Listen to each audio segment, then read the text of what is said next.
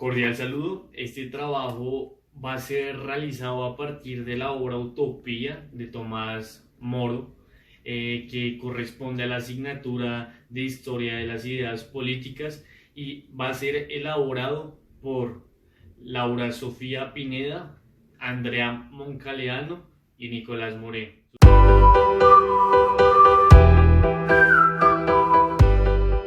Como punto de partida, consideramos necesario hacer un breve resumen de lo que es Utopía, según Tomás Moro, que es su respectiva obra.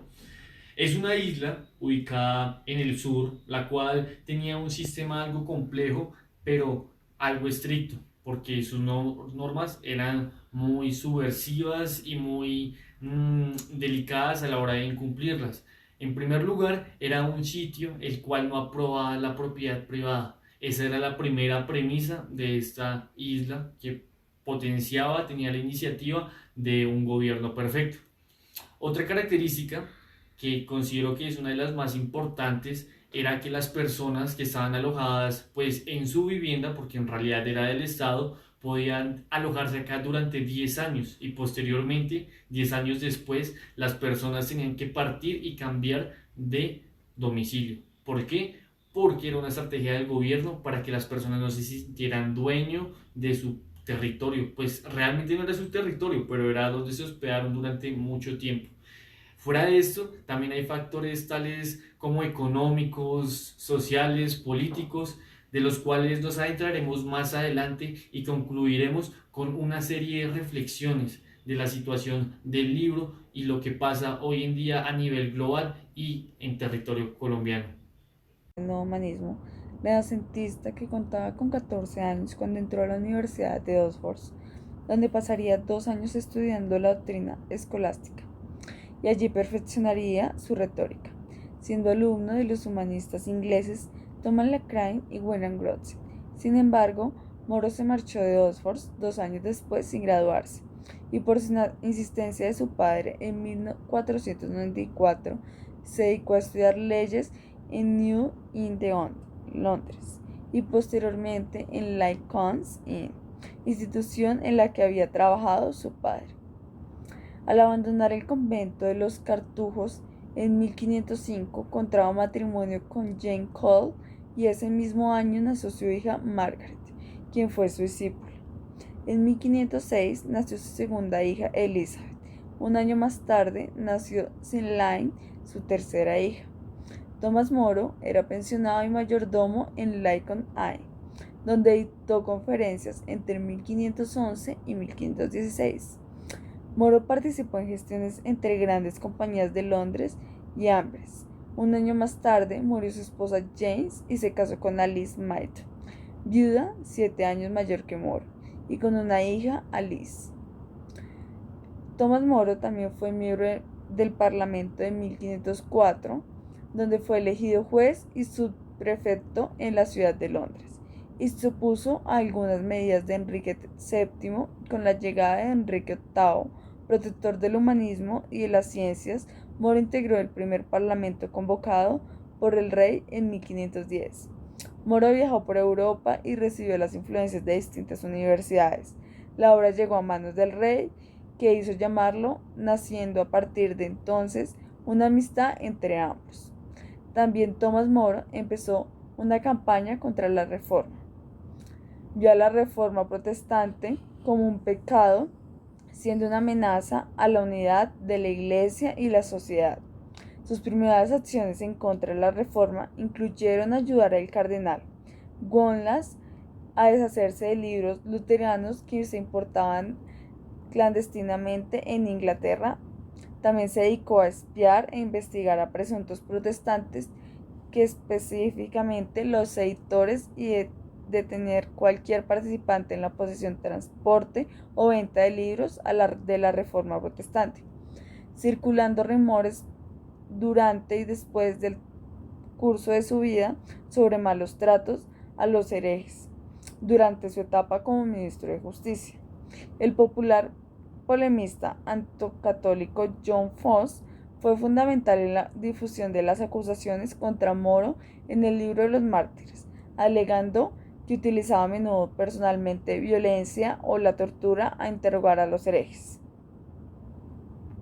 Enrique VIII había pedido al Papa la concesión de la nulidad de su matrimonio con Catalina de Aragón, y la negativa de este puso la ruptura de Inglaterra con la Iglesia de Roma y el nombramiento del rey como cabeza de la Iglesia de Inglaterra. La nulidad había borrado la infidelidad y le había permitido un matrimonio válido a los ojos de la Iglesia Católica, legitimando los hijos que pudieran tener de su matrimonio con Ana Bolena, y todo habría quedado en un asunto intrascendente. Luego de la ruptura con Roma y tras negarse Moro a pronunciar el juramento que reconocía a Enrique como cabeza suprema de la Iglesia de Inglaterra, el rey encarceló en la Torre de Londres. Moro no fue el único que estuvo en esa encrucijada, que si debía seguir a Enrique VII o a la Iglesia de Roma. Después de esto, fue decapitado. Para nadie es un secreto que la Utopía, publicada en 1516, fue la obra más importante de Tomás Moro. Fue en el campo en el que más destacó. Fuera del narrativo también hay obras respetables. Libros tales como Utopía, como la historia del rey de Ricardo III, también la agonía de Cristo y por último y no menos importante, las últimas cartas hacen alusión a un escritor muy pulcro y muy crítico a la hora de escribir sus obras, lo cual le daba muy fuerte y hacía críticas demasiado contundentes a aspectos como lo eran la tiranía y lo era la idealización, las ideas de este sentido. Entonces, por este aspecto fue muy respetado y esto le generó demasiados problemas hasta el momento de su fallecimiento. A través de la narración y la ficción, esos paradigmas de la acción política que la historia nos ha enseñado que desembocan más tarde o temprano en poderes totalitarios. La narración, que cumple 5 siglos de vida, es una crítica sublime de la política de su tiempo, así como una auténtica práctica de Tomás Moro, consciente, entre otras cosas, de la importancia de la ética y la moral en la política, así como la inseparable del bien privado y el bien público. Tiempo después, a partir del siglo XIII, tras una gran transformación social y un enorme desarrollo científico y técnico, la teoría política asume la idea del progreso y el género utópico, de hacer crítico e irónico para convertirse en un arquetípico actualización política, dando lugares a proyectos revolucionarios del cambio social. Los idealistas políticos del siglo XIX y el siglo XX no pueden estar más alejados de la obra de Moro, en la medida de que sus anhelos se ubican en la contingencia política, dejando de no ser lugares para pretender cambiar de formas radicales la realidad presente. Para terminar con esto, quisiera cerrar con una frase de Tomás Moro: los hombres, cuando reciben un mal, lo escriben sobre un mármol. No se trata de un bien, lo hacen en polvo. Peter Giles, secretario municipal de la ciudad de Amberes, Tomás Moro, escribe que le está enviando la transcripción del recuento oral del viaje de Rafael Gil al estado de Utopía. Allí Peter Giles le presenta a Rafael Gil, un portugués que ha viajado a territorios inexplorados con el explorador de América, Vespucio.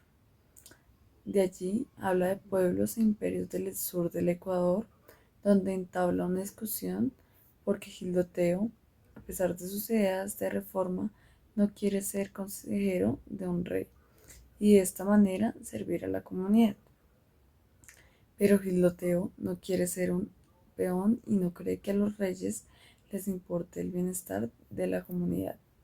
Gildoteo recomienda construir las aldeas campesinas e impedir las compras de tierras para parte de los ricos y oponerse a la decadencia general de las costumbres, para no seguir convirtiendo a las personas en ladrones. Ahora, de repente, todos los invitados a tertulia elogian la sugerencia de Gildoteo cuando el filósofo le da consejos a la estadística en una conversación posterior con Moro. Gildoteo describe la política de poder europea, habitual y pone ejemplo a Francia, especialmente con respecto a la política del matrimonio y el soborno.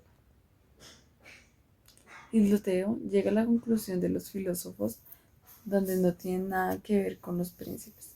Para Hiloteo los ricos son canallas e inútiles. Hiloteo informa sobre la isla de Utopía. El nombre Utopía, según Hiloteo, se remonta al conquistador Utopo, que colonizó una península hace 17 siglos y en colaboración con los nativos separó la lengua de la tierra del continente, por lo que se creó una isla. Allí Hiloteo termina su informe con una alabanza a esta forma de Estado y de sociedad.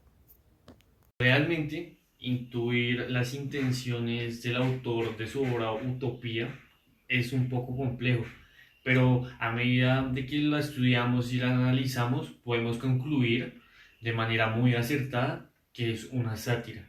A ver, que este individuo, Tomás, era un burgués, entonces por consiguiente tenía demasiados conceptos, demasiado ilustración, conocía el contexto histórico de la época, por lo cual, pues debido a todas las problemáticas, creyó y pues hizo creer que era posible un sistema justo, tanto en economía, en todos los aspectos sociales. Lo que quiere decir es que la búsqueda de un modelo perfecto no existe, ya sea en un país con tantos problemas como en Colombia o en un país de primer mundo como Suiza, aunque pues los problemas se resumen y se acoplan de maneras diferentes, de que hay problemas, desde que hay indiferencia, los hay, porque buscar la perfección en un gobierno es prácticamente imposible. Entonces, por último y no menos importante, en conclusión, una utopía es muy compleja, aparte de que Tomás Moro tomaba ideas comunistas y socialistas, las cuales descartaríamos a lo largo de la historia y nunca sabremos si era parte de la sátira. Pero a fin de cuentas, no se trata de ver el mundo de forma perfecta e imperfecta, sino de hacerlo un poco más justo, e ir incrementando y mejorando los sistemas para que de este modo pues sea más equitativo y más fácil para los individuos que viven en sus respectivos países.